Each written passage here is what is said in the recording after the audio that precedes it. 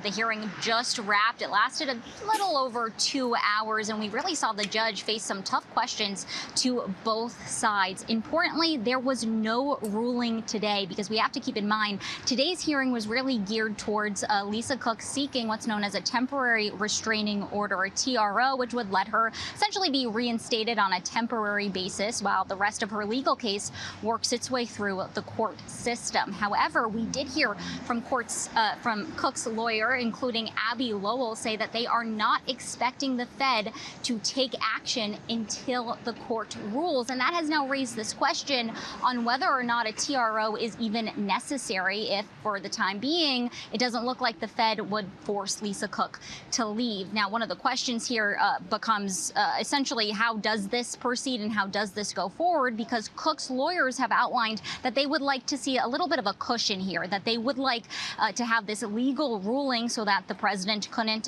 find another way to make sure that she does leave the seat for the time being. Now, beyond that, we did get a sort of a preview of the defense arguments that we are expecting to come. Of course, Scarlett, that really has to do with this issue of cause and what constitutes cause. We heard from Cook's lawyers earlier that these mortgage allegation frauds, one, didn't happen while she was currently the Fed governor, and that's something to keep in mind here. But even if they ended up being true, they don't rise to that level of cause, whereas we heard from the Trump administration that it's up to President Trump's discretion to decide what qualifies.